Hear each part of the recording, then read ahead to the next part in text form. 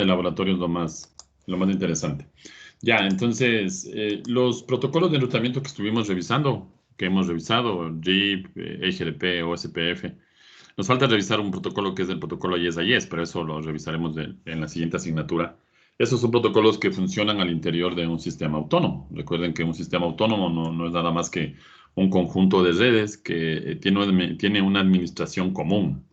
La forma más simple de conceptualizar un sistema autónomo es una red de un proveedor. Entonces, CNT, Telconet, Megadatos, Telefónica, Amazon, Google, Cisco, Juniper, cualquiera de las grandes redes que hay en el mundo, o de los conjuntos de redes que tienen una sola entidad de administración, que es como realmente conceptualiza el tema de un sistema autónomo, ¿no? Entonces, hay una política de enrutamiento dentro de este sistema autónomo.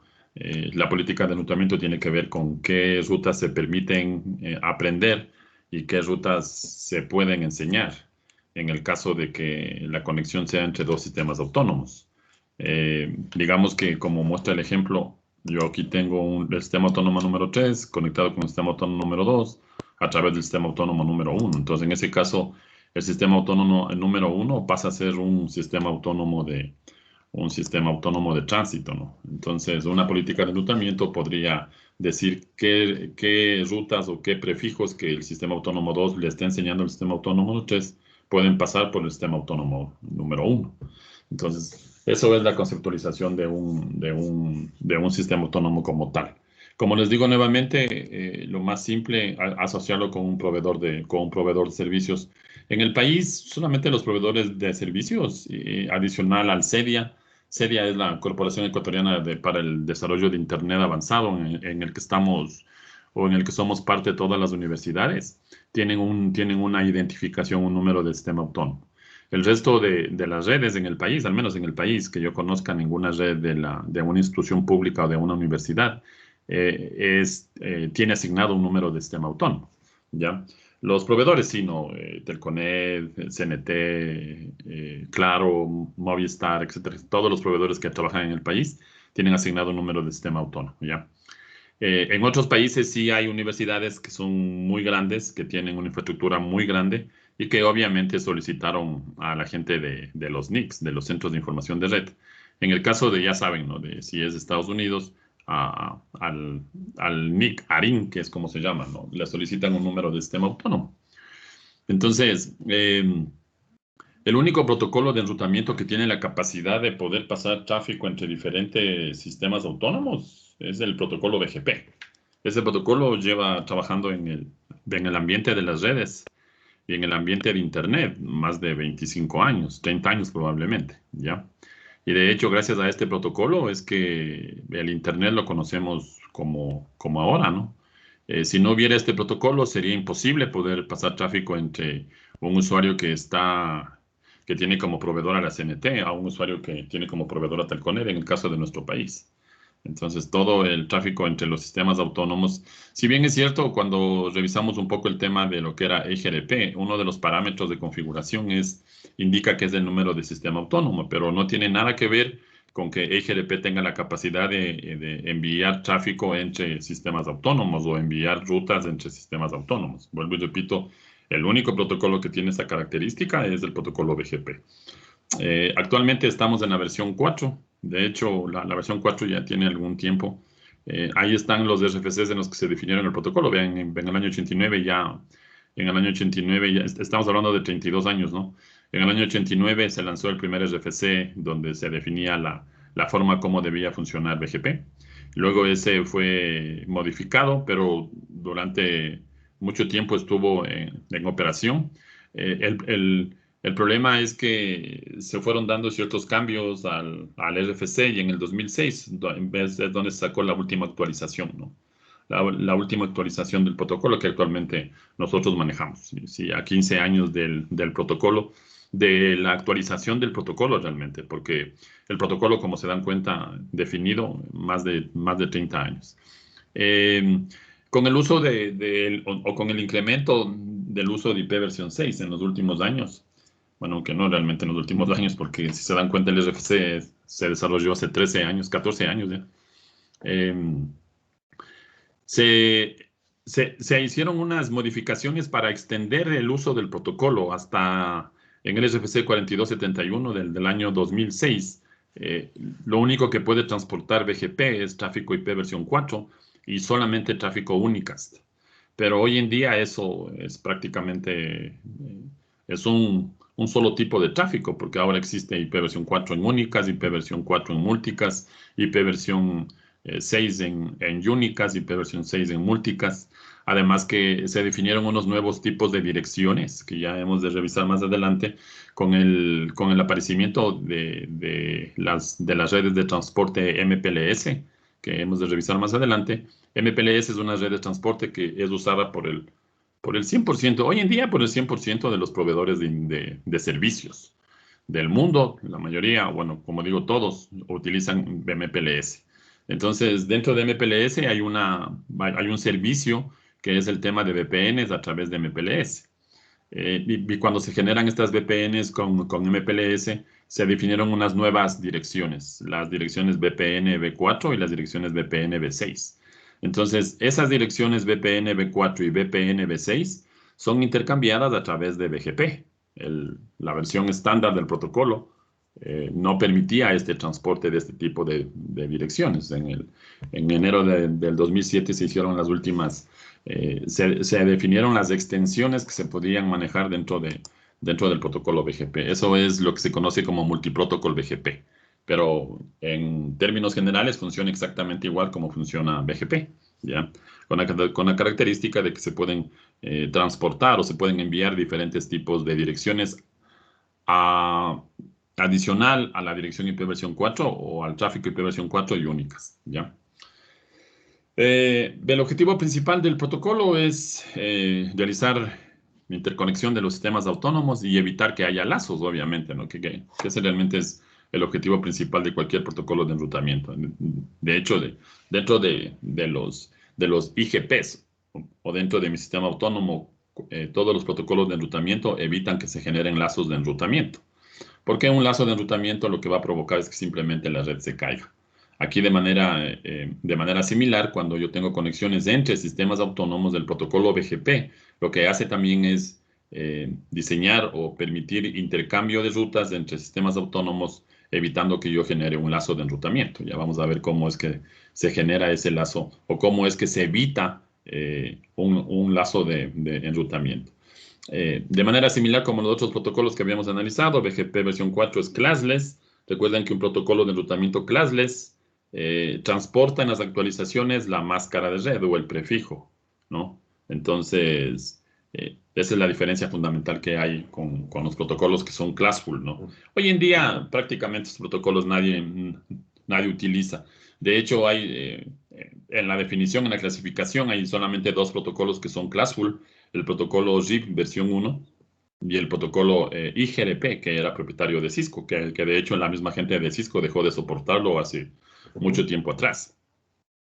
Y a partir de ese protocolo IGRP apareció el protocolo EIGRP. Entonces, los protocolos que nosotros manejamos, OSPF, EIGRP, AES, y en el caso de que se necesite RIP versión 2 y BGP ahora, ya sabemos, todos los protocolos son protocolos classless, ¿no? Entonces, vuelvo y repito, la característica fundamental de un protocolo classless, en las actualizaciones se envía la máscara de red, si es que es IP versión 4. Y se envía, obviamente, la longitud de prefijo, si es que es IP versión 6. ¿Ya? Que el protocolo sea classless significa que yo puedo manejar el tema de VLCM y el tema de CDR. Recuerden que el CDR no es nada más que la agregación de rutas, ¿no? Yo puedo hacer una agregación de rutas en BGP sin ningún problema, ¿ya? Actualmente la estadística dice que en los routers principales del Internet, acuérdense que cuando nosotros revisamos el concepto de Internet, vimos que había una jerarquía de niveles de proveedores. Los nivel 1, nivel 2 y los nivel 3. Los routers nivel 1, ¿sí? O los routers que manejan BGP en los proveedores nivel 1, aproximadamente están manejando más de 800,000 bloques de CDR, o sea, 800,000 bloques sumarizados, prefijos sumarizados, ¿ya? Claro, si es que no hubiera CDR, si no hubiéramos podido sumarizar, los equipos deberían tener a la actualidad más de 6 millones de rutas cada uno de los equipos. Entonces, eso es memoria RAM. Acuérdense que la tabla de rutas a la final se almacena dentro de la memoria RAM. Entonces, mientras más rutas haya, obviamente el equipo va a necesitar tener mayor capacidad de almacenamiento, ¿ya? Los números de sistemas autónomos es la forma como se identifica el mismo, como un sistema autónomo es identificado en el Internet o en la parte o en la red externa. Inicialmente en Internet, pero hoy en día ya luego vamos a ver que hay usos que se le da al protocolo BGP que ya no necesariamente es para conectarse hacia Internet. Inclusive dentro de las redes privadas hay protocolos como EVPN que me permite o que hace uso de BGP para poder implementar una VPN a nivel de Ethernet, a nivel de capa 2. En MPLS, también las VPNs de MPLS, MPLS tiene la característica de que puede crear VPNs a nivel de capa 2 y a nivel de capa 3.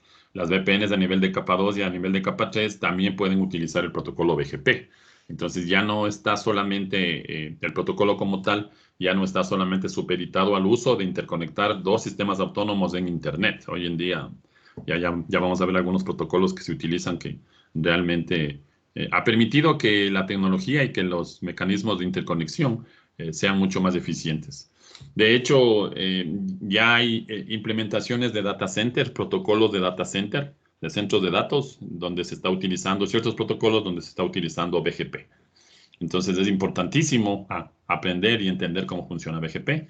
De aquí en adelante, nosotros vamos a usar para muchísimas cosas que se hacen en la vida diaria, que las redes están haciéndose diariamente, BGP. Entonces, como vuelvo y repito, es importante que se entienda el concepto y que se entienda cómo es que funciona.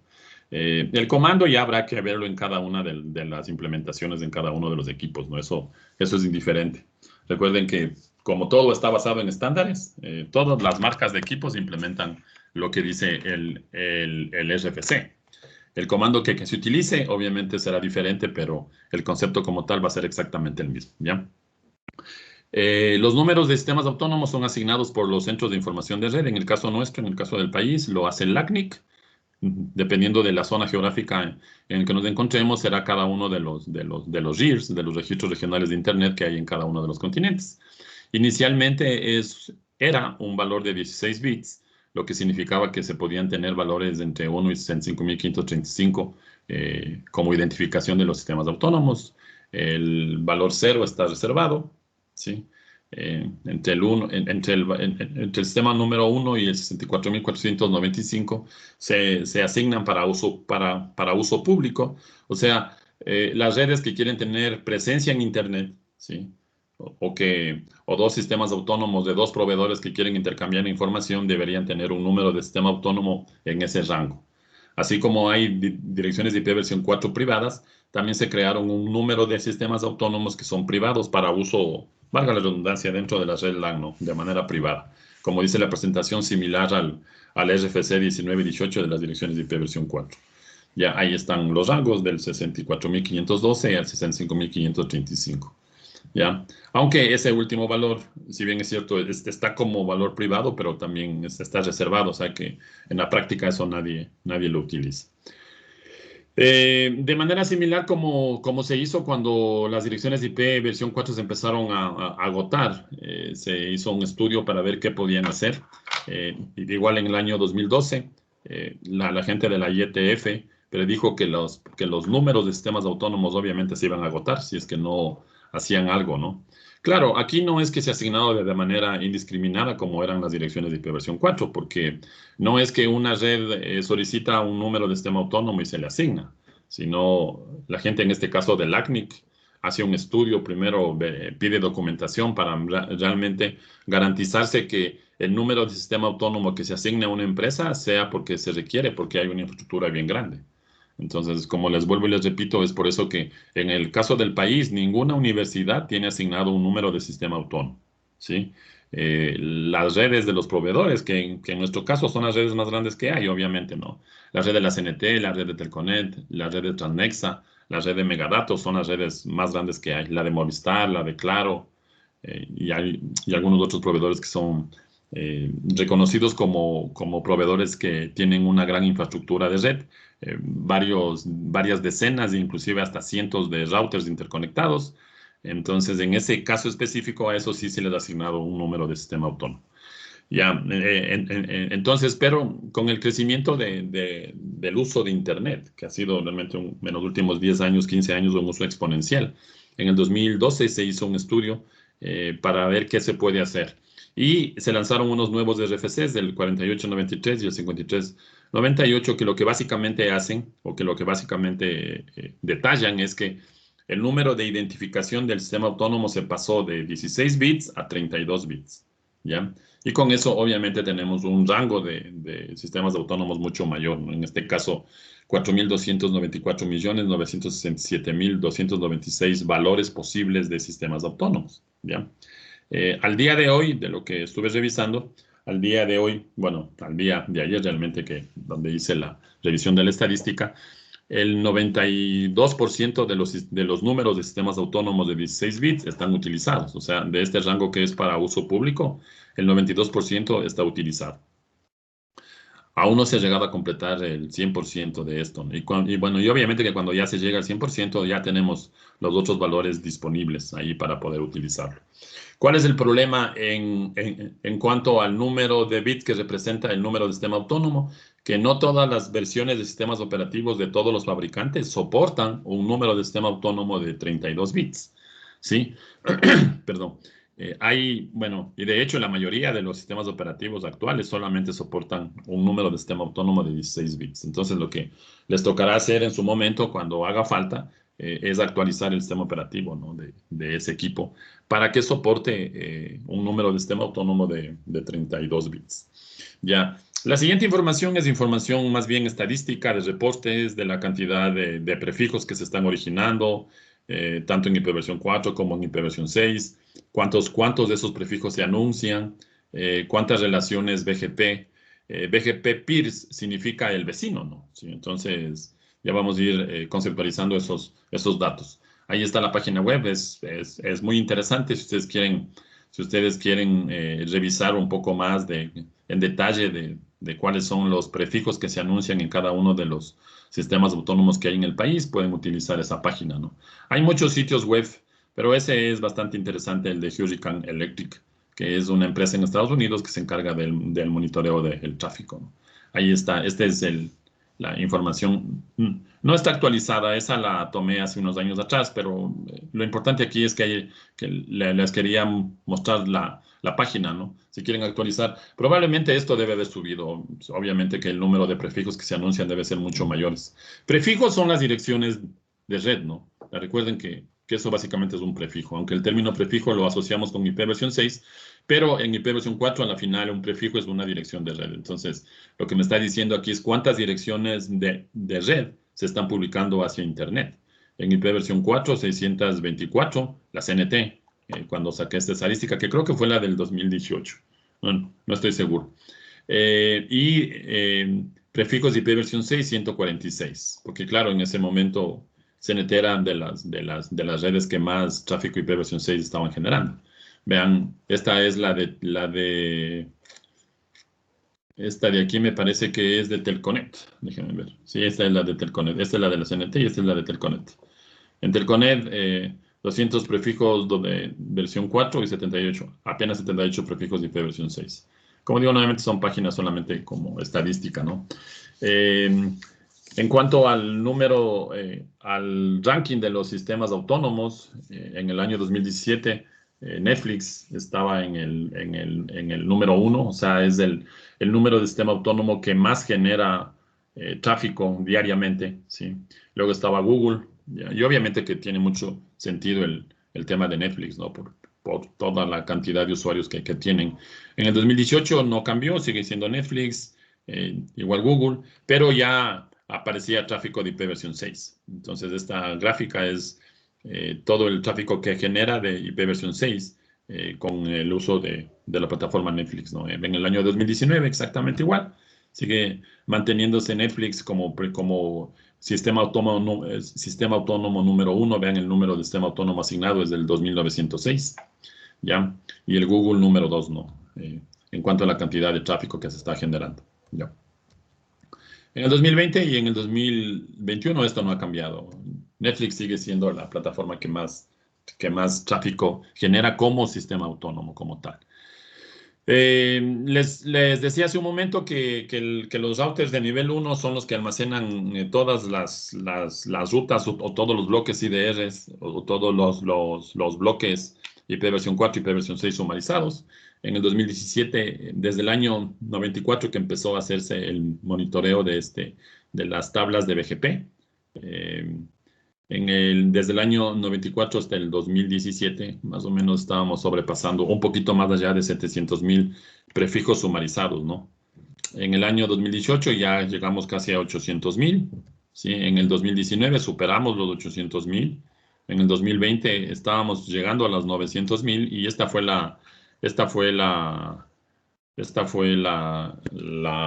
gráfica que lo tomé. Me parece que lo hice el domingo, actualicé esta partecita. Entonces ya llegamos a los 900.000, o sea que lo que significa es que probablemente para el siguiente año los routers de Internet tengan ya más de 1 millón de rutas sumarizadas, ¿sí? Obviamente que si no fueran sumarizadas, imagínense la cantidad de memoria RAM que debería tener los routers para poder manejar toda esa información. Por suerte son prefijos sumarizados, ¿no? Ahora, estos prefijos son los prefijos que los ISPs nivel 1 les enseñan a los ISPs nivel 2. Ahora, claro, probablemente habrán muchos prefijos que están en las tablas, vamos a llamarles tablas maestras de BGP, ¿sí? Por ponerle un nombre, ¿no? O tablas principales de BGP, si lo queremos poner un nombre. Entonces, en las tablas principales de BGP está la información de todos los sistemas autónomos del mundo y de todos los prefijos de las redes que anuncian esos sistemas autónomos al mundo, ¿ya? Entonces, estamos pasando la barrera de los 900.000 prefijos. Imagínense en la cantidad de memoria RAM y la cantidad de procesamiento que deberá tener un router para poder manejar esta cantidad de información. Entonces, los routers nivel 1 le pasan esta información a los routers nivel 2. Claro, los routers nivel 2 tienen la posibilidad de elegir o de filtrar qué rutas aprende y qué rutas no aprende. Entonces, BGP, de hecho el protocolo BGP es el protocolo más extenso porque se pueden analizar muchísimas cosas que hace el protocolo. Solamente el filtrado de rutas BGP da para un curso de 40 o 60 horas, para que tengamos una idea. Entonces, porque claro, imagínense, si es que no hubiera cómo hacer el filtrado de las rutas BGP, los routers de los ISPs nivel 2 deberían también tener la misma capacidad de almacenamiento de las 900.000 rutas. Y recuerden que los ISPs nivel 2 son los que realmente dan el servicio a los ISPs nivel 3, como la CNT o como Telconet. Entonces, si no hubiera esta capacidad de filtrar las rutas, los equipos de la CNT y los equipos de Telconet deberían aprender estos 900.000 prefijos. Probablemente mucha de la información que está ahí no le interesa como tal a la CNT. Entonces, ¿qué es lo que se hace? Realmente se hace un filtrado de las rutas, ¿sí? de lo que se está aprendiendo, ¿ya?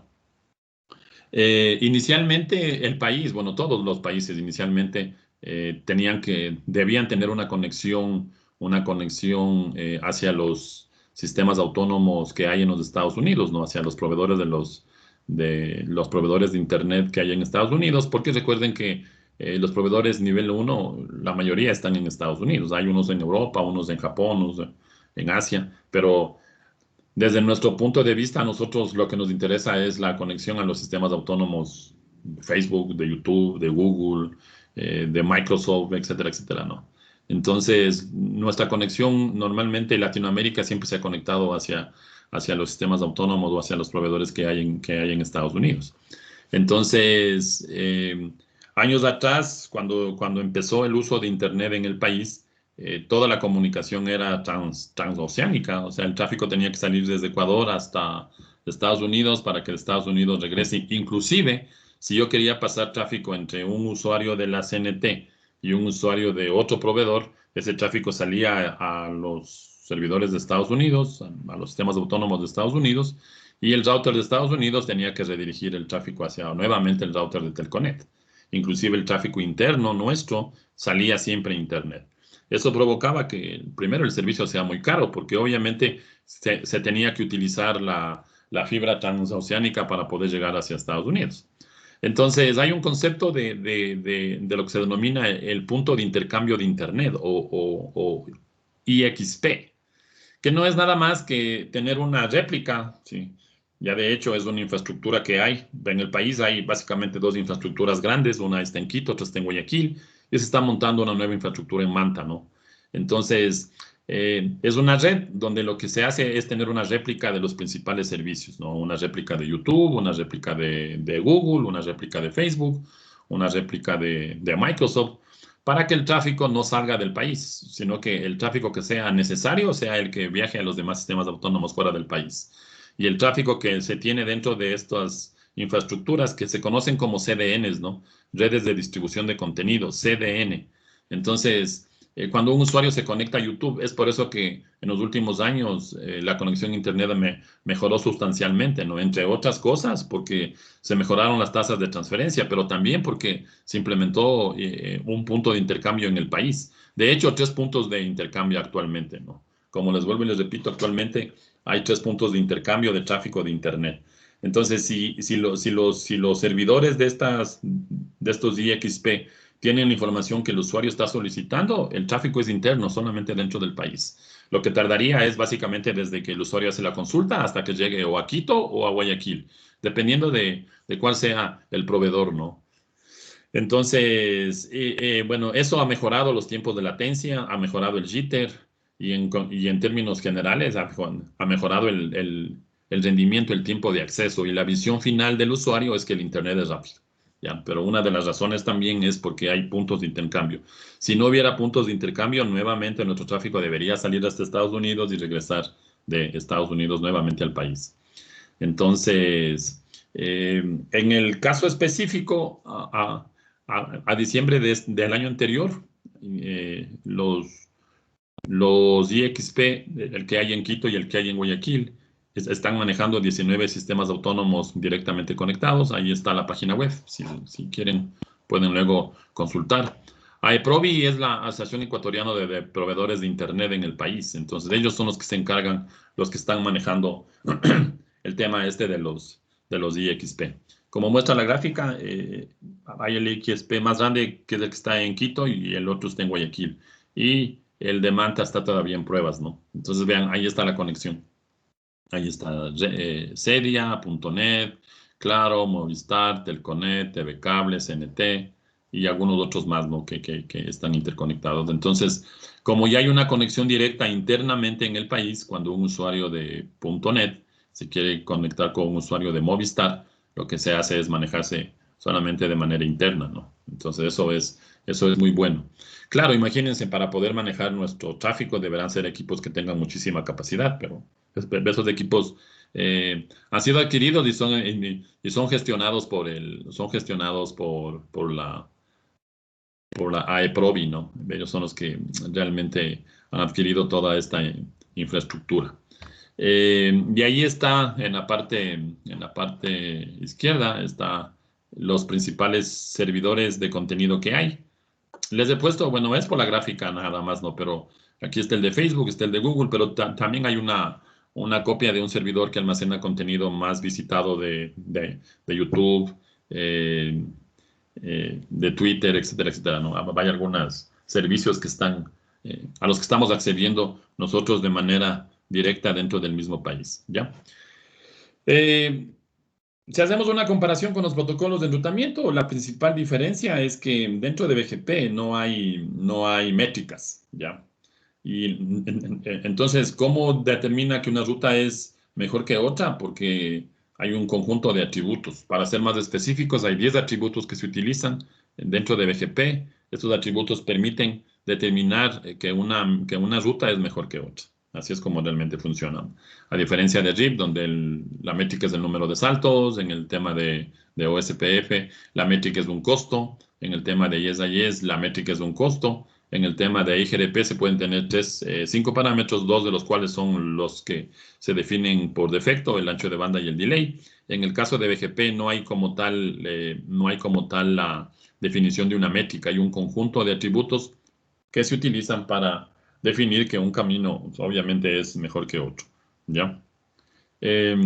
Ahora, no siempre se debe utilizar BGP, ¿sí?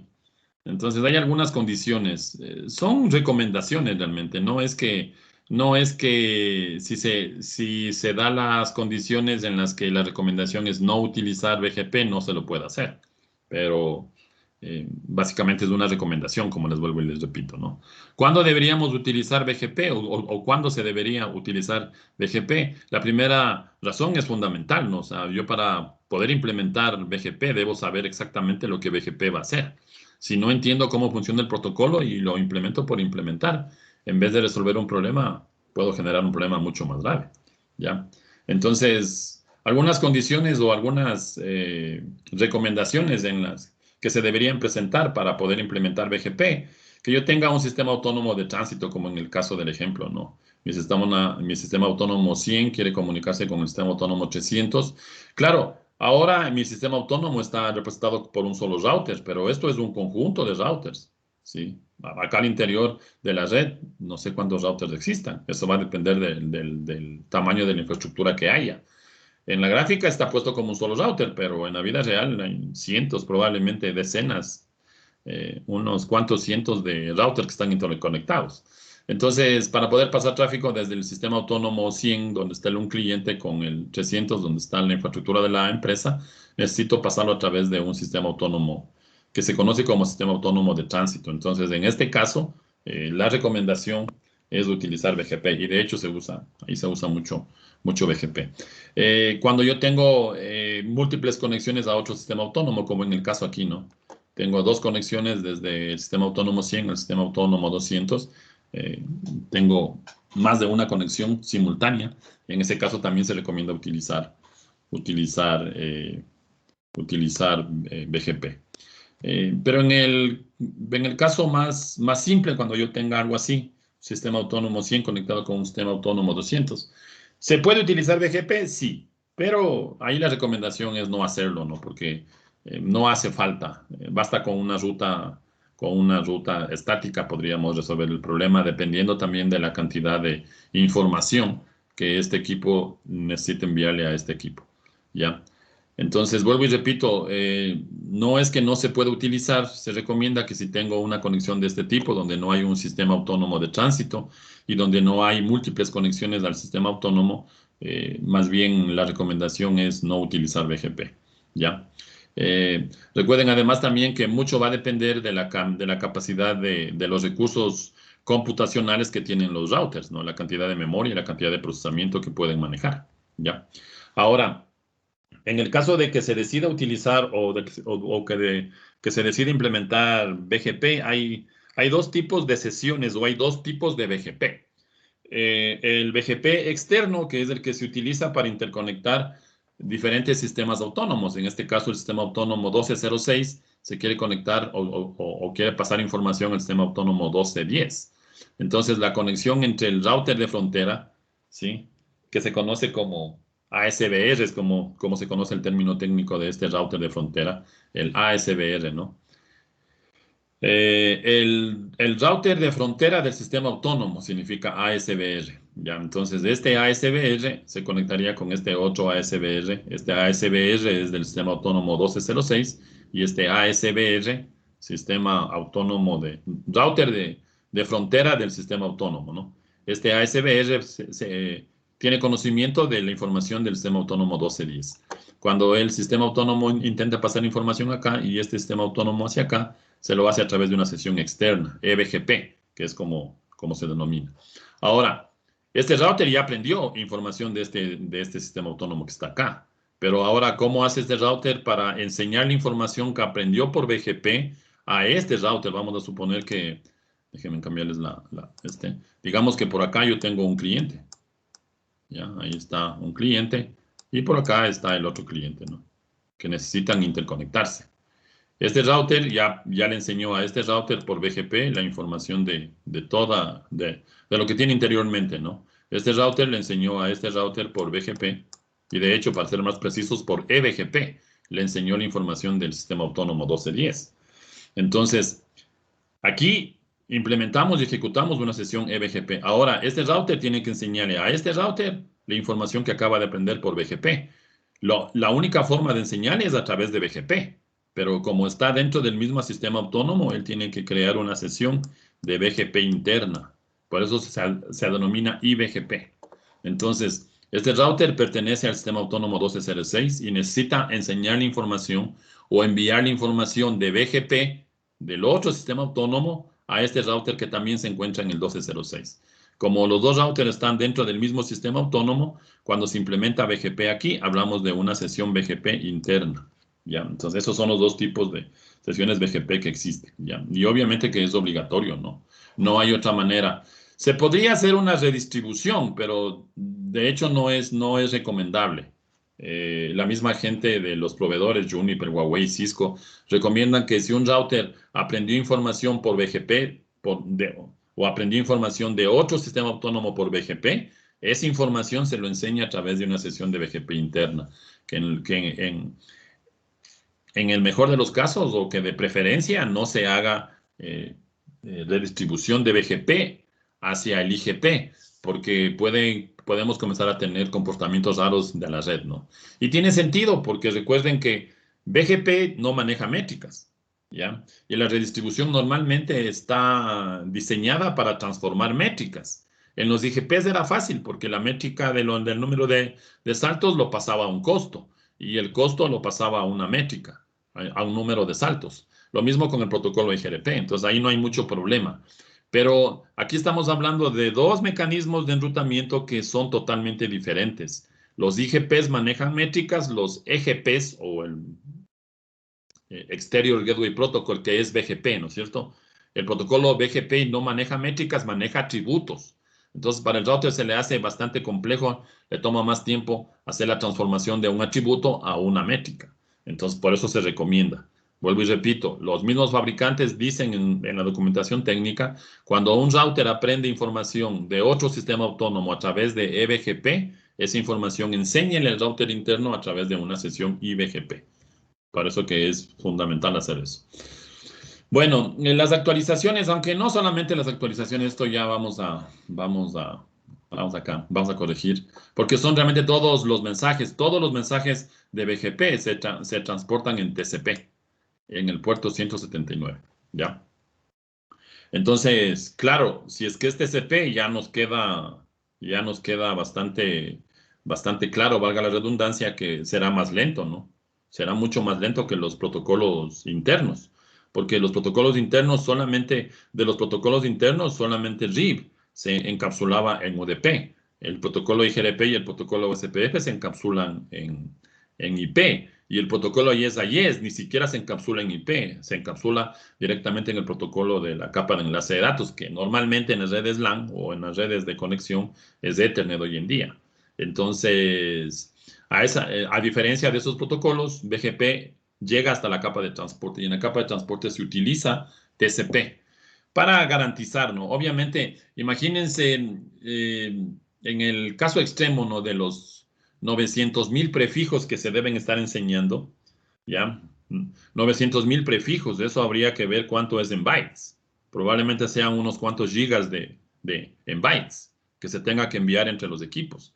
Entonces, tiene sentido que se utilice TCP, porque recuerden que TCP es el único protocolo que me permite garantizar que la información que transmitió un router le llegó al otro router, ¿sí? Que se puede, si es que de alguna manera el protocolo no le llegó el segmento que le debía llegar con información, porque recuerden que en TCP la información llega ordenada, se puede verificar si es que algún segmento se perdió, ¿no es cierto? Si le llega duplicado, se elimina la información duplicada, etcétera, etcétera, etcétera.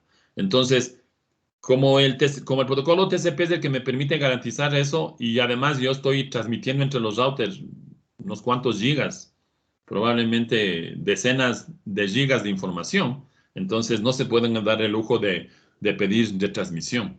Con UDP, si es que fuera UDP, sería mucho más rápido, pero no garantizaría que la información esté llegando. Entonces, una de las razones por las que se utiliza TCP.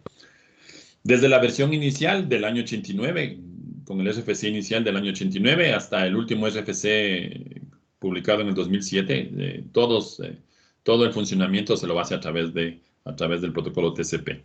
Ahora, claro, como se tiene que hacer un three-way handshake exactamente igual como un host, solamente que ahora los que hacen el three-way handshake son los routers, porque el protocolo utiliza TCP. Entonces, el protocolo BGP, cuando intenta establecer una relación de vecindad, lo que hace primerito es generar un three-way handshake, o sea, ese mecanismo de sincronización. Y una vez que la sesión three-way handshake o que el mecanismo de sincronización está activado, ahí empieza el funcionamiento del protocolo BGP.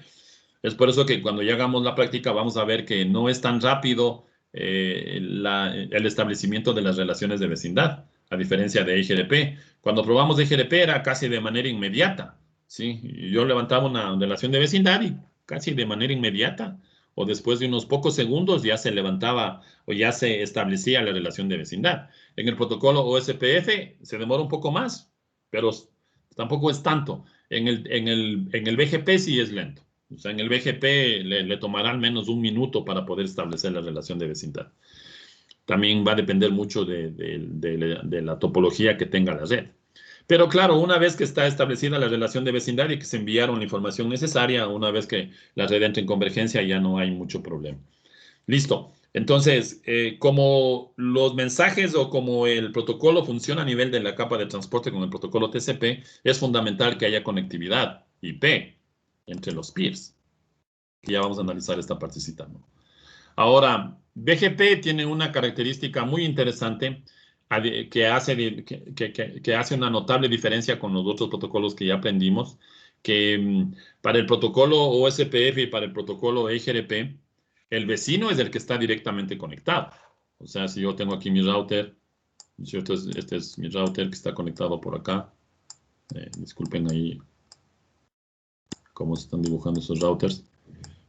Digamos que tengo una conexión así.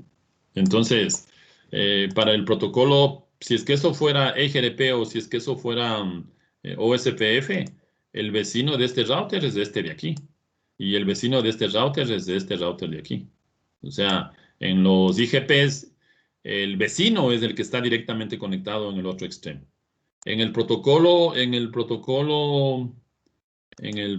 BGP, yo puedo definir dos tipos de vecinos.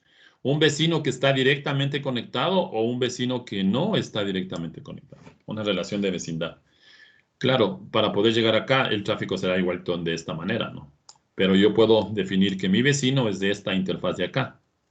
Entonces, puedo tener un vecino que está directamente conectado, que sería la dirección de esta interfaz, o un vecino que no está directamente conectado, que en este caso sería este de aquí. Ya lo vamos a analizar más adelante, ¿no? Como ya dijimos, como utiliza TCP, entonces BGP es confiable, es orientado a conexión, maneja todo el tema de que la información llegue ordenada, que no haya duplicidad de segmentos, todas las características que tiene el protocolo BGP, ¿ya? Las relaciones de vecindad, sobre todo las relaciones de vecindad internas a través de las sesiones IBGP, se recomienda que las relaciones de vecindad se lo haga a través de una interfaz de loopback. Eso es una recomendación. Y de hecho, en los otros protocolos, normalmente las relaciones de vecindad, si bien es cierto, se lo hace por la interfaz física, aunque yo le pongo una identificación, ¿recordarán? El router ID que utilizo en OSPF o que utilizo en el protocolo EGRP es una identificación, pero la relación de vecindad se lo hace con la dirección de la otra interfaz física, ¿no? En el caso de BGP, se lo puede hacer de esa manera y de hecho se lo hace de esa manera, pero sobre todo en el tema de las sesiones IBGP, la recomendación es que las relaciones, cuando yo declare quién es mi vecino, lo diga a través de la interfaz de loopback, ¿no? Entonces aquí, en este router, si es que esto fuera una sesión IBGP, yo lo que voy a decir es que mi vecino es el 2222. Y desde el router de la derecha voy a decir que mi vecino es el 111, mi vecino BGP. ¿Ya? Entonces esa es también una recomendación ahí. Algunas características o algunas diferencias o tópicos sobre las relaciones de BGP, sobre las relaciones externas, ¿ya? Primero que los routers que vayan a implementar sesiones de BGP deben estar en sistemas autónomos diferentes, como en este caso, ¿no? El router TPA-1 y TPA2 están dentro del sistema autónomo 100. y el router ATL está en el sistema autónomo 200. Yo voy a establecer una relación de vecindad entre estos dos routers, ¿ya? Entonces, primera condición, que los routers estén en sistemas autónomos diferentes. Segunda, los routers pueden estar conectados de manera directa, como es el caso de aquí, ¿no? Pero no es obligatorio, porque yo aquí, o sea, yo no podría tener una relación, una conexión directa. Y ya vamos a ver que cuando tengamos el inconveniente de que no hay una conexión directa, digamos en el tema regresémonos a esta partecita, en el tema de esto, ¿no? Ya, entonces, yo quiero, digamos que yo quiero tener una relación de vecindad. Déjeme ver, pues ya. Una relación de vecindad entre esta interfaz y esta interfaz. Yo podría generar una relación de vecindad a través de este sistema autónomo. Claro, yo debo tener alcanzabilidad desde esta interfaz hasta esta interfaz para poder llegar a esa. Entonces, como les digo, en BGP hay la posibilidad de tener vecinos directamente conectados y vecinos que no están directamente conectados.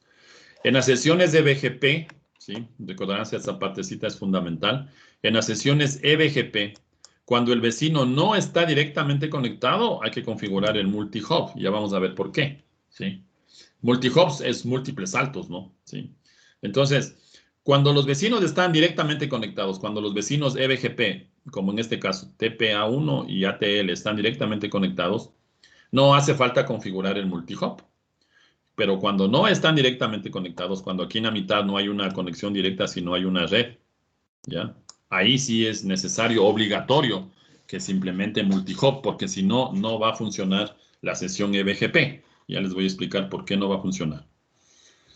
Ya, bueno, lo que les decía hace un ratito, ¿no? Condiciones para que funcione una red o requerimientos para poder implementar una sesión eBGP, los peers. Los peers BGP deben estar en sistemas autónomos diferentes, ¿ya? Cada uno de los peers debe establecer manualmente quién es el vecino. También esa es una diferencia en el protocolo OSPF, en el protocolo IGRP y en el protocolo IES-IES. El protocolo como tal verifica o descubre quién son los vecinos. ¿Y cómo descubre? Utilizando mensajes de ELO, ¿no? Acuérdense cómo funciona IGRP, acuérdense cómo funciona OSPF, y la forma de funcionamiento del protocolo OSPF es bastante similar a cómo funciona en IES-IES. Entonces, el descubrimiento de vecinos es automático. En BGP no es automático. En BGP es manual. Nosotros tenemos que decir quién es el vecino. O sea, eso se lo hace a través de una instrucción dentro de los equipos. Entonces, yo tengo que, porque claro, ya está entendido que en BGP la relación de vecindad no se lo hace de manera automática a través de mensajes de ELO, sino yo tengo que definir quién es mi vecino, ¿ya? Entonces, debo crear una sesión TCP para establecer la conexión. Obviamente, para que la sesión TCP se establezca, debo tener primero conectividad a nivel de lo que es IP, ¿no? Ya, entonces, esa partecita acordarán. Siempre tiene que primero haber conectividad. Ahora, ¿cuál es la razón por la que si yo tengo una sesión eBGP y el vecino no está directamente conectado, como en el caso de la gráfica? Claro, ¿no? El router 1, este router, no tiene una conexión directa hacia el router 2. Tiene una conexión directa hacia el router 3, pero no hacia el router 2. El sistema autónomo 1 es, o dicho de otra manera, el router 1 pertenece al sistema autónomo número 1 y el router 2 pertenece al sistema autónomo número 2. Y yo necesito generar una relación de vecindad de esta manera. Como no hay una conexión directa, hay que configurar el multi-hop. ¿Por qué? Porque en las sesiones de BGP, cuando él establece una sesión eBGP, el TTL vale 1. Entonces, recuerden qué es lo que hace los routers, ¿no? ¿Qué pasaría si yo no configuro multi-hop y le dejo el valor TTL a 1 que viene por defecto, que es 1 en este caso? Entonces, en una sesión eBGP, el valor TTL del paquete siempre va a ser igual a 1. ¿Sí? Entonces, cuando se intenta mandar el mensaje, de hecho, cuando intento hacer el three-way handshake, recuérdense que el segmento TCP se tiene que encapsular en un paquete IP. Y dentro de uno de los campos del paquete IP versión 4 está el campo TTL y en el caso de IP versión 6 está el campo hop limit. Ese campo, si es una sesión eBGP, vale 1. Entonces, ¿qué pasa? Físicamente, el paquete que está conteniendo el mensaje TCP va a llegar hasta esta interfaz, ¿no es cierto? El router, ¿qué hace? Procesa el paquete. Ve la dirección de origen, ve la dirección de destino, busca en su tabla, ¿no es cierto? Pero una de las operaciones, si es que se recuerdan de cuando vimos en el primer parcial el tema de enrutamiento, una de las operaciones era decrementa el TTL en 1. Entonces, como el TTL de ese paquete vino en 1, 1 menos 1, aquí el TTL se hace 0. ¿Y qué es lo que hacía? ¿Qué es lo que hacía el router cuando el valor del campo TTL vale 0? Automáticamente descarta el paquete. Descarta el paquete y le mandaba un mensaje ICMP. ¿Se acuerdan? Le mandaba un mensaje ICMP al origen diciendo tiempo excedido. ¿Se acuerdan? Time exceeded. Entonces, ese mensaje de tiempo excedido significaba que el TTL llegó a 0.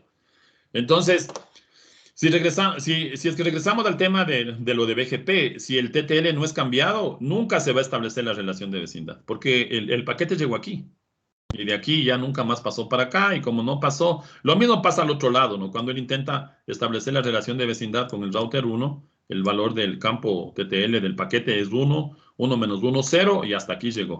Y nunca se va a establecer la relación de vecindad, y como no hay relación de vecindad BGP, él no le va a poder enseñar las redes que necesitaba enseñarle al router 2, y router 2 tampoco va a poder enseñar la información que debía enseñar al router 1. Entonces, por eso es que necesitamos configurar el multihop. Ya queda claro qué hace el multihop, modifica el valor del TTL en el paquete IP que transporta los segmentos TCP del protocolo BGP, ya que parece todo un trabalengua, ¿no es cierto? Pero eso es lo que hace multihop. En vez de poner TTL a 1, le pone el valor que nosotros configuremos. En este caso, debería ser como mínimo 2, ¿no? Para que cuando aquí venga el paquete con TTL2, procese y este llegue acá. El router lo procesa, ¿sí?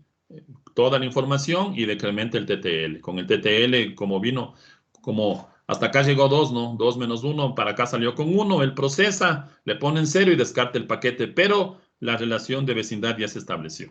Entonces, eso va a depender del número de saltos o el número de routers por el que tenga que atravesar el paquete, el valor del TTL. O sea, eso se configura de manera manual. Esa es la razón por la que se debe utilizar el tema de multihop. Vuelvo y repito, solamente en las sesiones de BGP. ¿Por qué?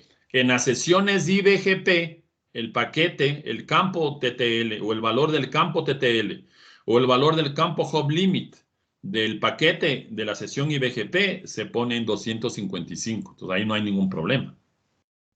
Solamente en las sesiones eBGP vale 1. En las sesiones IBGP vale 255, que es si se recuerdan, es el valor mayor, ¿no? Porque acuérdense que tanto el campo TTL como el campo hop limit son campos de 8 bits. Entonces, eso funciona sin ningún inconveniente, ¿ya?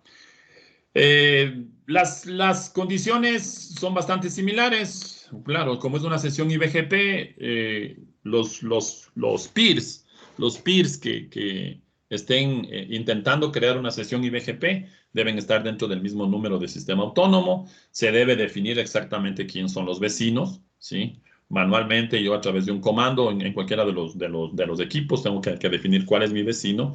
Y debe haber también alcanzabilidad, eso es importantísimo, ¿ya? Y normalmente la alcanzabilidad, y de hecho así es como funciona, para que internamente podamos tener una sesión IBGP, yo acá debo tener corriendo algún protocolo de enrutamiento que hace que este router pueda ser visto o alcanzable por este router y también por este router y así sustantivamente. Acá al interior corre un IGP o SPF, AIS, IGRP, RIP o lo que ustedes quieran. Entonces, pero es obligatorio también que haya alcanzabilidad entre los vecinos que van a establecer una sesión BGP, ¿ya? Interna, ¿no? IBGP.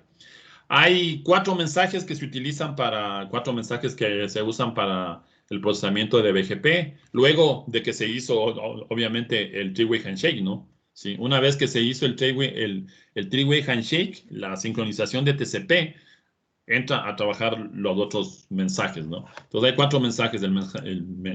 El mensaje open, que ya vamos a ver para qué nos sirve. El mensaje update.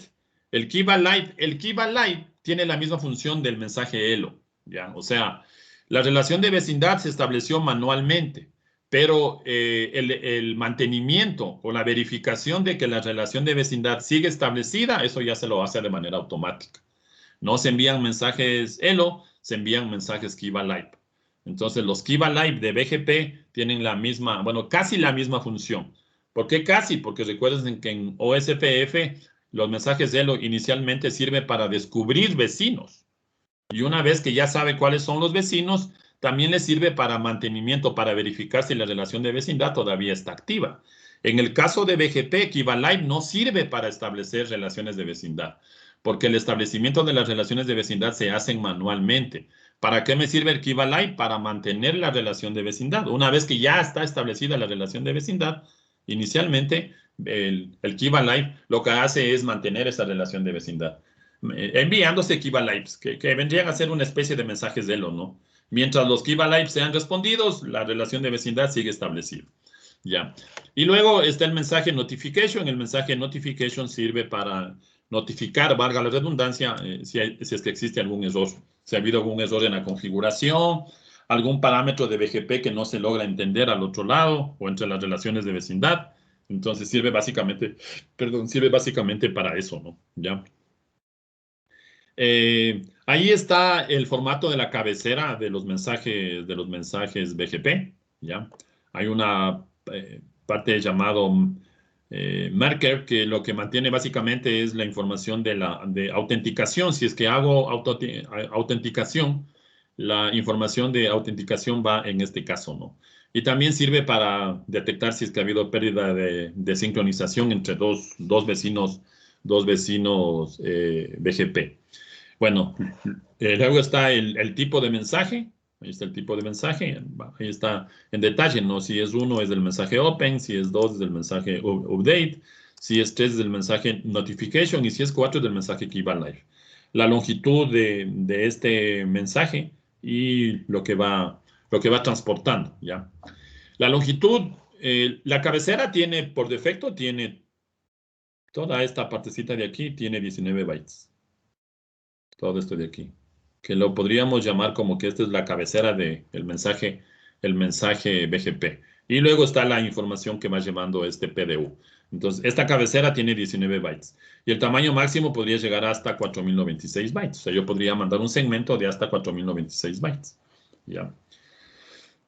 Bueno, el mensaje open, como ya dijimos, una vez que se establece la sesión TCP, una vez que está determinado, ya se hizo ya se envió el three-way handshake, se estableció la sesión TCP, ¿sí? El mensaje open lo que hace es enviar ciertos parámetros de BGP. TCP negoció la sesión a nivel de la capa de transporte. Una vez que está negociada la sesión a nivel de la capa de transporte, se tiene que negociar la sesión BGP y para eso se envían ciertos parámetros. ¿Ya? Entonces, ¿qué parámetros se envían? Como dice en la presentación, cada vecino usa este mensaje, o sea, cada router cuando establece la sesión BGP, usa este mensaje para mandar estos parámetros. ¿Qué manda la versión de BGP que está utilizando? Ah, voy a utilizar BGP versión 4 o voy a utilizar multiprotocol BGP. ¿Ya? ¿Qué más? Manda el número de sistema autónomo. Yo voy a trabajar con el sistema autónomo 300 y el otro le dice, yo voy a trabajar con el sistema autónomo 400. Cuando al router que está en el sistema autónomo 300 le llega la información del mensaje open de que el vecino o de que el peer con el que está estableciendo la sesión BGP está en el sistema autónomo 400, él compara. Dice, mi número de sistema autónomo es 300, el que me llegó es 400. Ah, esta es una sesión eBGP. El TTL vale 1. ¿Ya? Si el mensaje open que le llega del vecino viene con el mismo número de sistema autónomo que él tiene, en este caso yo tengo el número de sistema autónomo 300 y en el mensaje me viene sistema autónomo 300, comparo, son los mismos, entonces el router, ¿qué sabe? Como es el mismo sistema autónomo, mi router y mi vecino están dentro del mismo sistema autónomo, es una sesión interna y BGP. Entonces el TTL vale 255. Esa es la forma como el protocolo sabe y cómo setea los valores del campo TTL, que es para lo que sirve fundamentalmente, ¿ya? Segundo parámetro. Tercer parámetro, la identificación de BGP, que vendría a ser el router ID, ¿sí? Es recomendable siempre utilizar un router ID en BGP, ¿sí? Para que se sepa, es un valor que debe estar puesto, ¿no? De hecho, cuando se configura BGP, normalmente, sobre todo cuando se configuran sesiones IBGP, la recomendación, el mismo sistema operativo nos va a mostrar un mensaje indicando de que se recomienda configurar a mano la identificación del router dentro del dominio BGP. Ese es el tercer parámetro. Y el cuarto parámetro son parámetros opcionales como si hay o no hay autenticación, si vamos a utilizar multiprotocol BGP, si el multiprotocol BGP es para IP versión 6 únicas o es para IP versión 6 múlticas, aunque eso se lo define, ya hemos de ver más adelante, eso se lo define a través de un nuevo tipo de mensajes llamado los address family, ¿ya? Entonces, en la versión básica no hay address family porque hay un solo tipo de tráfico que se puede enviar, que es el tráfico IP versión 4 y únicas. ¿Ya? Cuando vemos multiprotocol BGP, como multiprotocol BGP sí puede transportar diferente tipo de tráfico. En principio, IP versión 4 y únicas, IP versión 4 múlticas, IP versión 6 y únicas, IP versión 6 múlticas, solamente hasta ahí, 4 tipos de tráfico, ¿no? Esos 4 tipos de tráfico en multiprotocol BGP están definidos por dos parámetros, el AFI, identificador del address family, y el SAFI, identificador del address family subsecuentes, como traduce eso. ¿Ya? Entonces, esos parámetros ya hemos de ver más adelante. Lo que estamos analizando ahora es BGP básico, ¿no? BGP versión 4. En BGP versión 4 solamente se puede transmitir IP versión 4 y únicas. Y como solamente está definido para eso, no hace falta el tema del address family, ¿ya? Como les decía, el mensaje que iba live se envían entre los peers cada 60 segundos. Eso está configurado por defecto, se puede cambiar y se utiliza para mantenimiento de las conexiones de las relaciones de vecindad, ¿no? Vuelvo y repito, Kiva Live no establece relaciones de vecindad en BGP, porque en BGP el establecimiento de relaciones de vecindad se lo hace de manera manual. Yo defino quién es mi vecino, ¿ya? Pero Kiva Live sí sirve para mantener la relación de vecindad. El mensaje consiste, como dice la presentación, solamente de la cabecera, o sea, no tiene cuerpo, no hay nada. Imagínense un PDU, eso también es interesante, va a diferencia de los otros protocolos que hemos analizado. Los mensajes de ELO tienen cabecera y tienen datos, ¿sí? En EGRP, en OSPF y en AES funciona así. Hay una cabecera y hay unos datos. En BGP, en RIB, ya saben que en RIB no hay establecimiento de relaciones de vecindad. Ahí lo que se hace es simplemente enviar la tabla de rutas, nada más. No hay un establecimiento previo de la relación de vecindad. Entonces, o sea, es por eso que no les menciono el tema este de mensajes de ELO dentro del protocolo RIB. Ustedes ya saben ahí cómo funciona el protocolo. En Kiva Live, o más bien en BGP, el Kiva Live no tiene datos, solamente tiene cabecera. ¿Ya? Entonces, como solamente tiene cabecera, el tamaño del Kiva Live es un estándar. O sea, eso nunca va a variar, inclusive en los ejercicios, ya saben ahora, ¿no? Cuando hagamos ejercicios con BGP, si no está el dato del... De hecho, no va a estar el dato del valor Kiva Live, porque eso no es variable, es estándar y es 19 bytes. ¿Por qué 19 bytes? Porque solamente se envía a la cabecera. Y la teoría anteriormente dice que la cabecera tiene 19 bytes. Solamente la cabecera tiene 19 bytes. ¿Ya? Y como solamente se envía a la cabecera, entonces el mensaje obviamente ya sabemos que va a ser 19 bytes. El hold time es el tiempo en el que el router BGP llega a concluir que el vecino tuvo algún inconveniente. Y es 3 veces el tiempo en el que se envía el mensaje Kiva Live. Aquí no hablaríamos de Elo time, sino de Kiva Live time, ¿no? El tiempo en el que estoy enviando el mensaje Kiva Live. Como el tiempo es cada 3 segundos, cada minuto, cada 60 segundos, el Kiva Live es 3 veces de este tiempo, o sea, 180 segundos después de 3 minutos, para que vean que es un tiempo bastante alto, ¿no? En el protocolo EGRP era 3 veces del Elo time. Cuando yo tengo canales de comunicación mayores a un T1, a 1544 kilobits, significaba que se enviaba cada 5 segundos los mensajes de Elo. Cada 5 segundos, entonces el deep time o el hold time es solamente 3 veces, o sea, son 15 segundos. Entonces, en EGRP, determinar que un vecino se cayó, le toma 15 segundos, en el peor de los casos. Del protocolo OSPF es 4 veces el elo time. En OSPF, en las conexiones punto a punto, que son las más comunes, son cada 10 segundos, 4 veces sería 40 segundos. En BGP, vean, para adelantarnos un poquito, en IES, el deep time es 3 veces el elo time. El elo time es 10 segundos, también en el protocolo IES, 3 veces sería 30 segundos.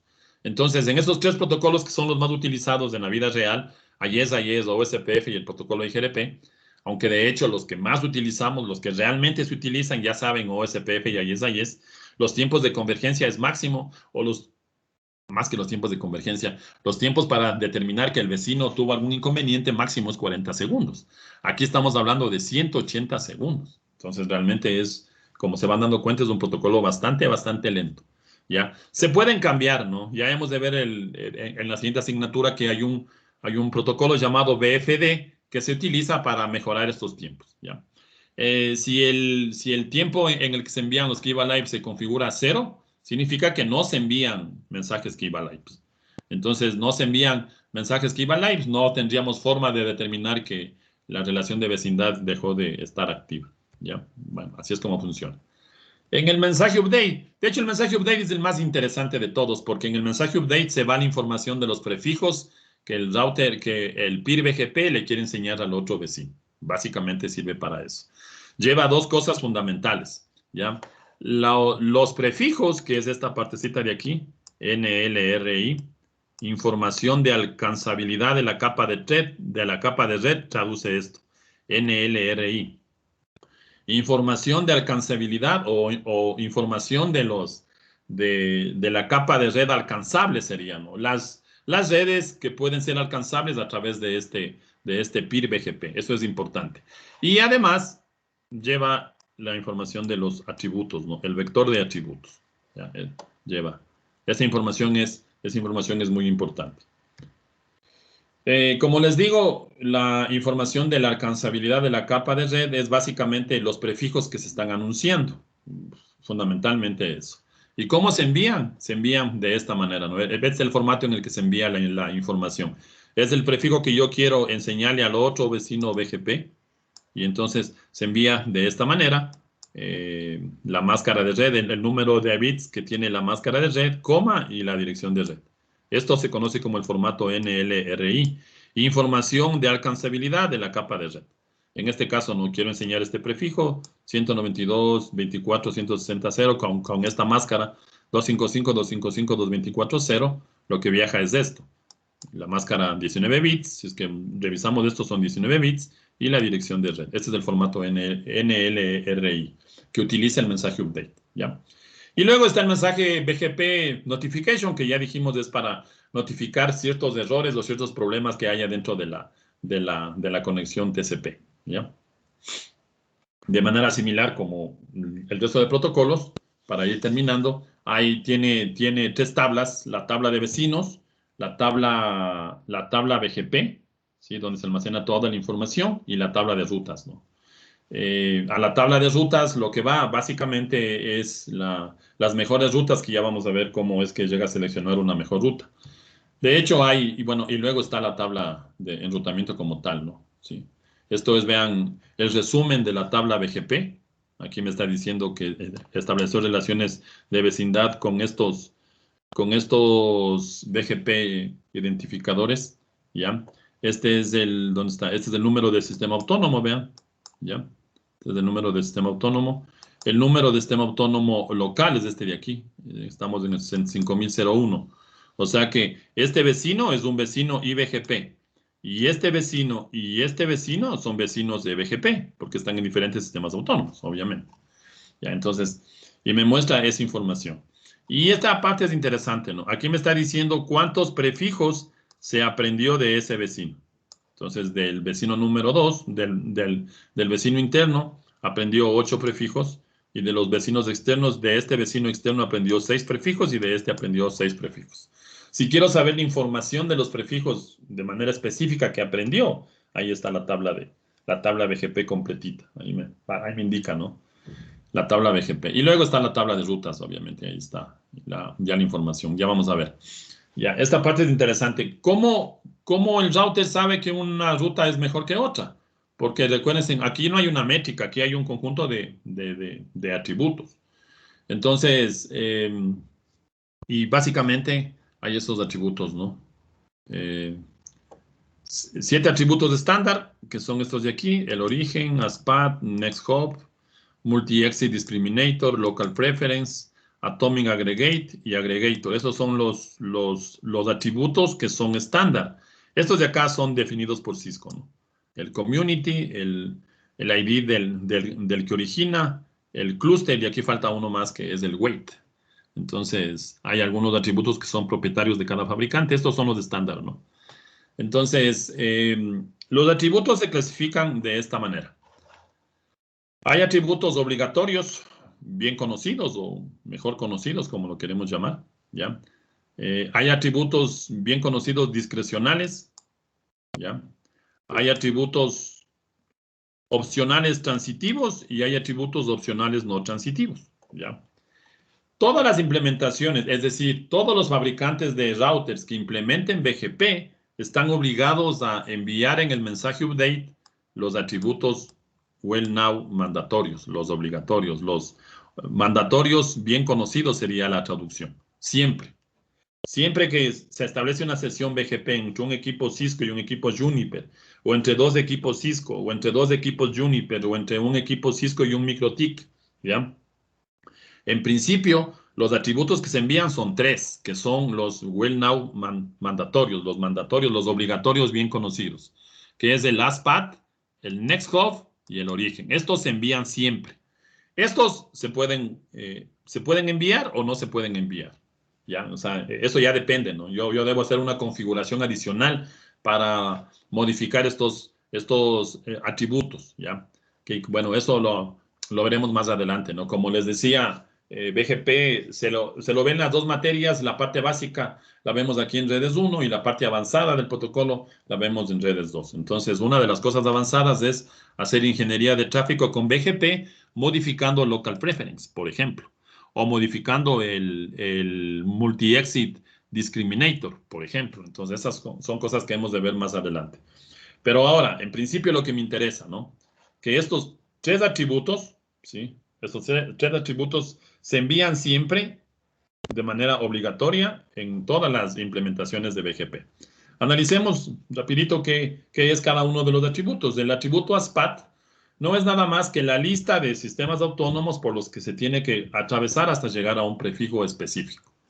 Por ejemplo, en este caso, el sistema autónomo 500 dice que para poder llegar a este prefijo 180.10.0016, que es el que está marcado aquí, ¿no?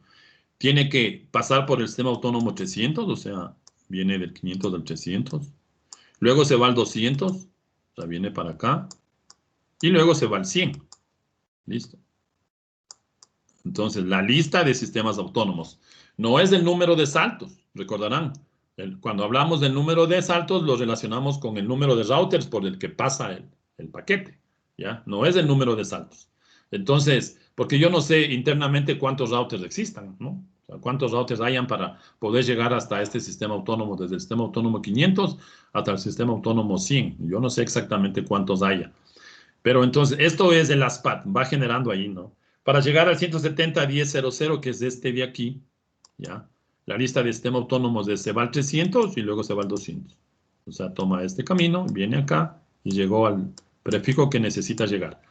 Para llegar al 150.10.00 ya sabe que se tiene que ir al 300 y luego del 300 salta al 400. Entonces, esto almacena el ASPAT. Entonces, este atributo es el que se utiliza en principio para determinar que una ruta es mejor que otra. El menor ASPAT. Si para llegar, vamos a suponer que aquí hubiera una conexión, se me ocurre, directamente una conexión así. Vamos a suponer que hubiera una conexión directamente así. ¿Ya? Entonces, aquí diría que para llegar a la 180 tiene este camino de aquí, que era por el 300, 200 y 100, y otro camino que tiene directamente hacia el 100. El ASPAT aquí sería 3, ¿no? 1, 2, 3, y por este lado sería solamente 1. Entonces, compara ¿Cuál de las dos rutas tiene el menor ASPAD? Obviamente sería el que tiene conexión directa. Esa es la que BGP dice, esta es la mejor ruta y esa ruta es la que le pongo en la tabla de rutas, valga la redundancia, ¿ya? Entonces, no se modifica esta parte, eso ya se calcula por defecto y yo no tengo forma de modificar el ASPAD, eso se calcula automáticamente cuando establezco las relaciones de vecindad y cuando voy indicando los prefijos que yo voy a enseñar. No hace falta ninguna modificación de este parámetro. Entonces, y además tiene como uso la detección de lazos de enrutamiento. Ya, veamos. ¿Cómo se detecta un lazo de enrutamiento? Veamos ahí. Bastante interesante. Digamos que el sistema autónomo 500 tiene esta tabla BGP. Esta es la tabla BGP, ¿no? Donde indicaba que para poder llegar a la 80.10.0 se va por el 300, se viene por aquí, se va al 200 y viene al 100. ¿Ya? Listo. Tenemos esta tabla. Acuérdense que inicialmente esta conexión no había esa conexión. No había una conexión entre el sistema autónomo 500 y el sistema autónomo 100. No había esa conexión. Ya se estableció la conexión. Aquí hay un lazo. Obviamente que si la topología es esta, aquí no hay ningún lazo de enrutamiento físico. No hay, porque no hay conexión.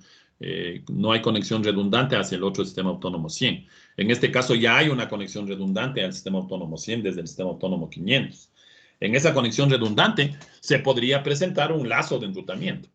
Entonces, en este escenario, el sistema autónomo 500 por el otro enlace le envía la tabla BGP hacia el sistema autónomo 100. Y también le envía por este lado, ¿no? Obviamente que le enviaría también por este lado. ¿Ya? Para este lado no pasa absolutamente nada. Veamos qué pasa por este lado. El sistema autónomo 100 tenía esta tabla de BGP, ¿no es cierto? Que para poder llegar al prefijo 140, que es este de acá, se tiene que ir por el 500 y por el 300, y para poder llegar a este prefijo se va por el 500, 300 y 200. Ahora pasa lo siguiente. El sistema autónomo 500 le enseña esta tabla BGP hacia el router, hacia los routers del sistema autónomo 100. Entonces, ¿qué aprende el router? El router aprende todos los prefijos que le llegó en la tabla BGP, menos los prefijos que tengan marcado dentro del ASPAD el mismo número de sistema autónomo.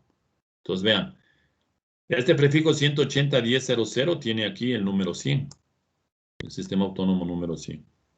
Entonces, el sistema autónomo número 100 es el mismo. Es el mismo del sistema autónomo al que pertenece, ¿no?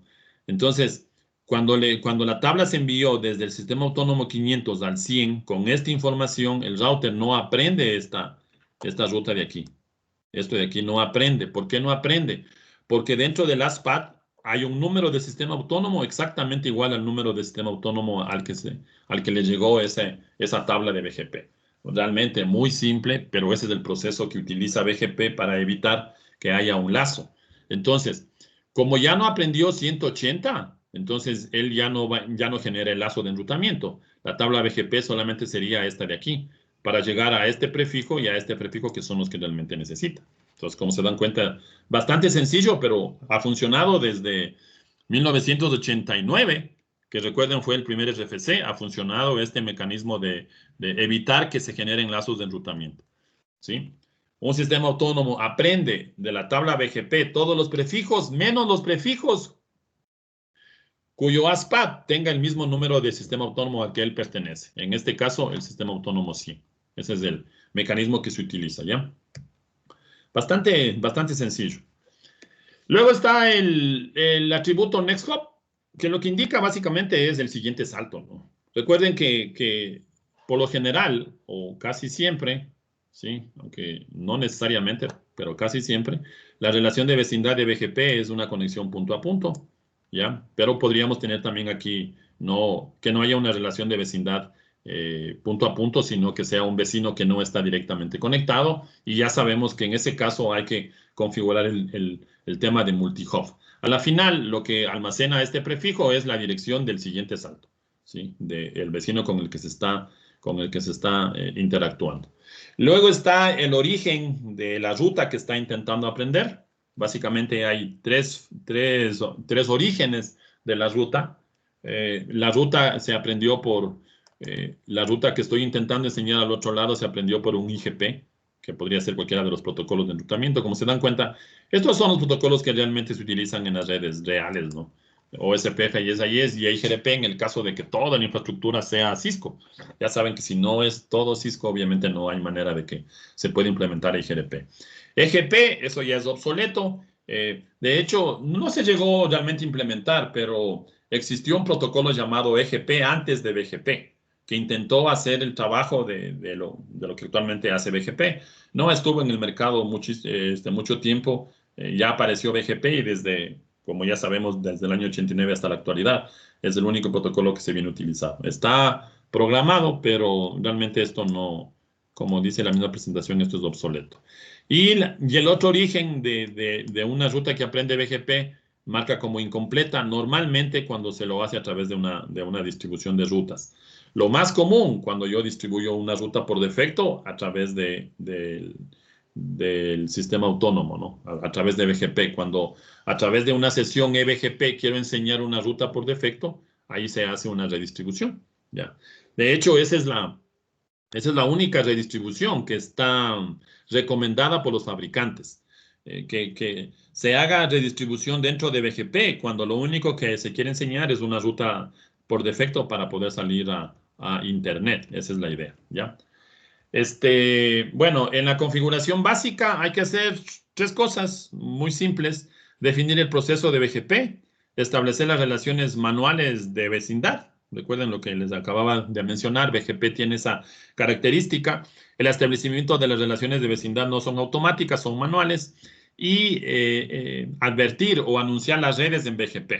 Ahora, fundamental, para que un router BGP pueda enseñar un prefijo a otro router BGP, este router debe saber cómo llegar a ese prefijo.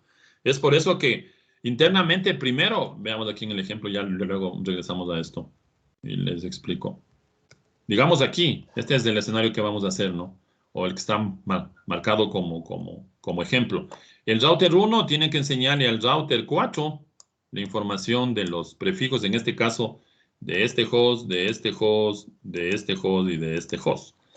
Entonces, esto se lo configura a través de un comando que ya vamos a ver.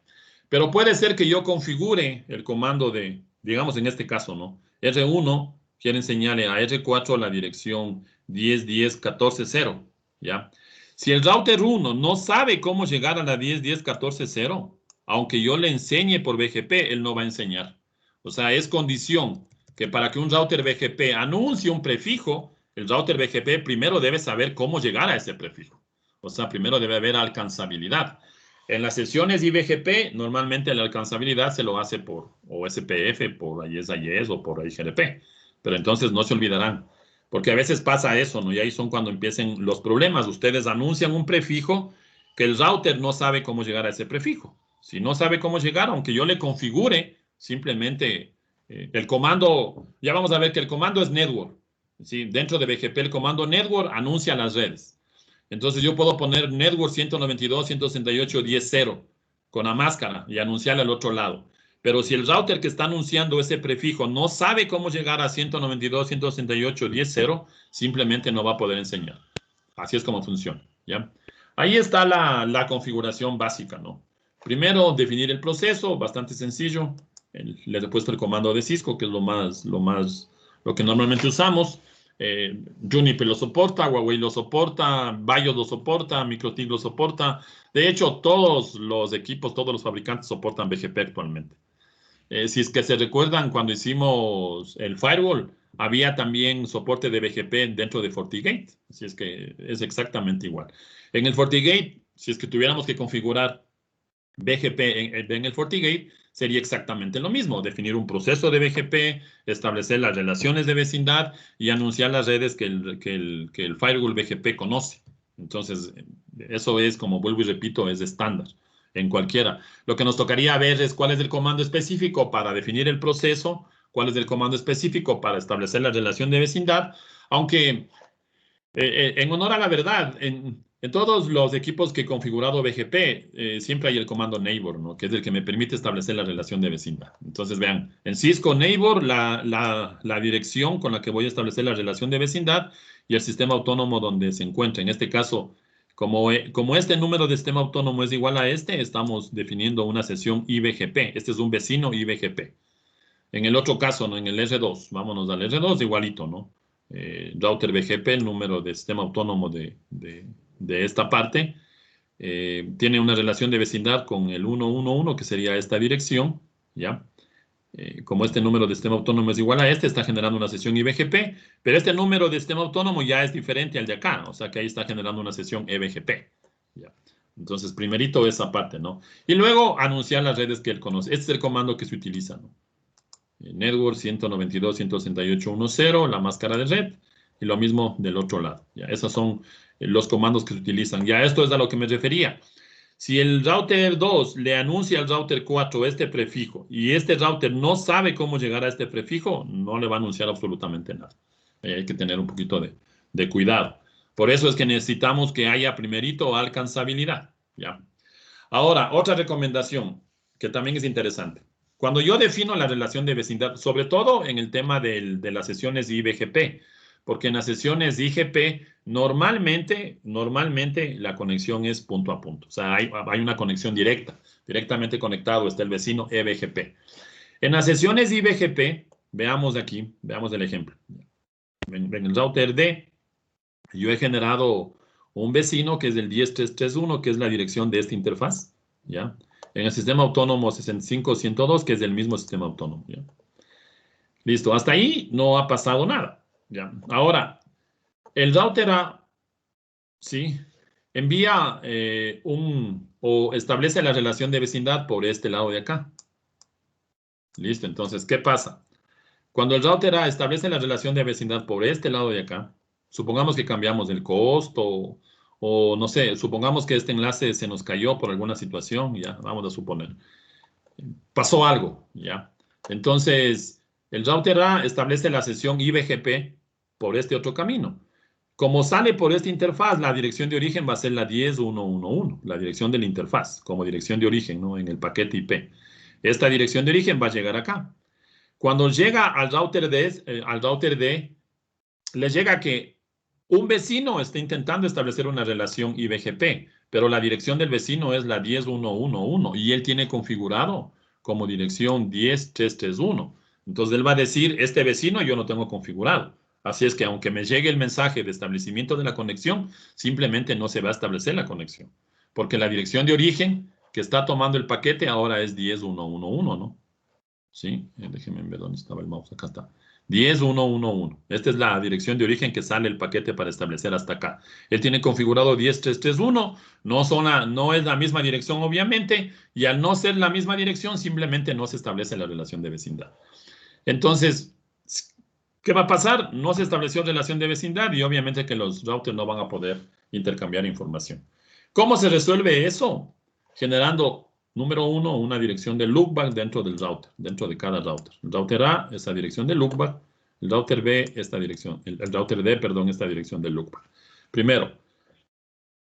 Y segundo, estableciendo la relación de vecindad con la dirección de loopback. Ahí está, ¿no? Desde el router A, yo digo que mi vecino ya no va a ser ninguna de las direcciones de las interfaces físicas, sino va a ser la dirección del loopback, en este caso 192.168.4.4. ¿Ya? Y este es el comando que hay que añadir. Decir que cuando voy a establecer la relación de vecindad, lo voy a hacer utilizando la dirección de origen, va a ser la dirección del loopback. Entonces, no importa si el paquete sale por este camino o sale por este camino, este comando que dice, cuando envíes el mensaje cuando envíes el mensaje de establecimiento de relación de vecindad, la dirección de origen no la tomes ni de esta interfaz ni de esta interfaz, tómale la de la loopback. O sea, toma esta de aquí, 192.168.1.1. Como el router D, si tiene configurado que su vecino es 192.168.1.1, ya sea que se envió por el primer camino o por el segundo camino, a la final va a llegar la misma dirección de origen. Y en el momento que le llega la misma dirección de origen, obviamente se establece la relación de vecindad. Entonces, eso es algo que hay que tomar en cuenta, ¿ya? Y ya para finalizar, aunque la verdad que no vamos a alcanzar a hacer el laboratorio, pero bueno, lo hacemos el día de mañana. Ya para finalizar, aquí hay otro aspecto que hay que tomar en cuenta, ¿ya? Que es que en las sesiones EBGP, el siguiente salto no es cambiado y ya les voy a indicar eso. Entonces, aquí en el escenario, ¿no? Vean, router 3 establece una sesión EBGP con router 2. Una vez que está establecido, router 3 le enseña este prefijo que ahora está como una dirección de loopback, ¿no? Le enseña esta dirección hasta aquí. Hasta aquí no pasa nada. Veamos lo siguiente, ¿ya? Entonces, en el router 2, en la tabla BGP, dice que para llegar a la red 330, la dirección de siguiente salto es 192.168.23.3. O sea, si regresamos acá, la dirección de siguiente salto es de esta interfaz. 192.168.23.3. Hasta ahí no ha pasado absolutamente nada, porque router 2 puede llegar a esta dirección. Entonces, router 2 ya sabe que cuando quiera pasar tráfico a la 330, le tiene que pasar al siguiente salto, que es 192.168.23.3. Hasta ahí no ha pasado absolutamente nada. ¿Dónde se genera el problema? Router 2 genera una sesión IBGP hacia el router 1. Para que router 2 le enseñe la información que aprendió del otro sistema autónomo, que en este caso sería, router 2 debería enseñarle a router 1 cómo llegar a la 3330/24 a través de la sesión IBGP. Recuerden, ¿por qué es IBGP? Porque tanto router 1 como router 2 están en el sistema autónomo 12. ¿Y por qué aquí es sesión EBGP? Porque el router 3 está en el sistema autónomo 3. Si es que eso está más que claro, ¿no es cierto? Regresemos a lo que les estoy indicando. Router 2 le enseña a router 1 el prefijo que aprendió de router 3, 3330, ¿sí? A través de una sesión IBGP. Ahí está el problema. Cuando router 2 le enseña a router 3, vean lo que pasó.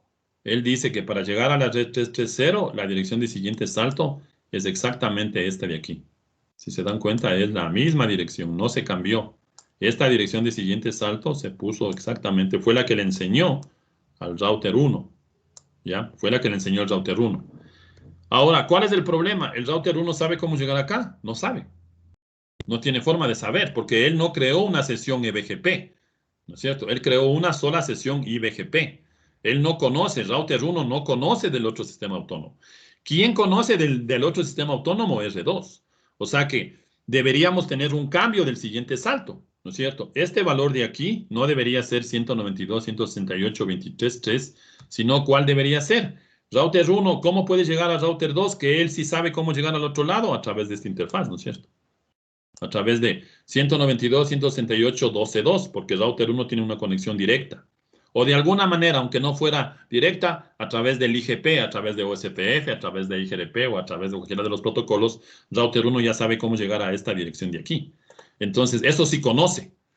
Yo debería hacer el cambio del siguiente salto. En las sesiones IBGP, el siguiente salto no se cambia, ¿sí? Lo único que hace es, el router 2, lo que aprendió por la sesión EBGP, le enseña automáticamente al router 1 a través de una sesión IBGP. Y entonces, en principio, esto no es cambiar. ¿Qué nos tocaría hacer? Y por eso también vean, ¿no? Esta es la nomenclatura, y acordarán de esta puesta cuando estén haciendo las prácticas o el taller. Esta es la nomenclatura que significa que esta red es alcanzable, ¿sí? Es la mejor y es alcanzable, ¿sí? Es válida, es la mejor, el signo de mayor, y el asterisco es válido. O sea, cuando un prefijo es válido, cuando la dirección de siguiente salto es alcanzable, cuando yo puedo llegar hasta el siguiente salto. En el caso del router 2, analicemos la gráfica, ¿el router 2 logra llegar hasta acá? Sí, porque tiene una conexión directa, ¿ya? Y ahora, ¿quién no podía llegar? ¿El router 1? No tiene forma de llegar acá. Entonces, como el router 1 no tiene forma de llegar a 192.168.23.3, vean ahora, la ruta es válida, pero no es la mejor. ¿Y por qué no es la mejor? Porque no puedo llegar a esta dirección. Entonces, ¿qué es lo que debemos hacer? ¿Qué es lo que deberíamos hacer? Cuando router 2 le enseña a router 1 lo que aprendió del otro sistema autónomo, cámbiale la dirección de siguiente salto. Dile, y eso es lo que realmente pasa, ¿no? Cuando R2 le enseña a R1, el router 2 tiene que decirle, yo soy la dirección de siguiente salto de todos los prefijos que están en otro sistema autónomo. Y para eso se utiliza este comando que está ahí al final, que no, bueno, ahora por la parte baja de mi pantalla no lo podemos ver, pero es el comando next hop self. Eso lo tienen ustedes en el material. Hay dos formas de hacer eso. La primera, la más simple, es utilizar next hop self. Y luego hay otra forma que la aprenderemos en la otra asignatura que se llama la generación de row maps. Unos row maps es un mecanismo que me permite modificar ciertos parámetros. Entonces, entre los parámetros que puedo modificar es la dirección de siguiente salto.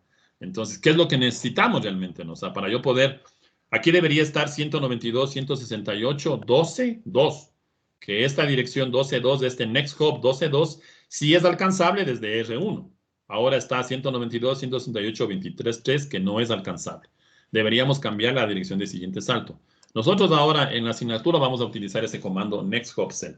Ese comando sirve tanto para IP versión 4 como para IP versión 6. Ya, es exactamente el mismo. Y listo. Y bueno, este es el laboratorio que hemos de realizar el día de mañana. ¿Sí?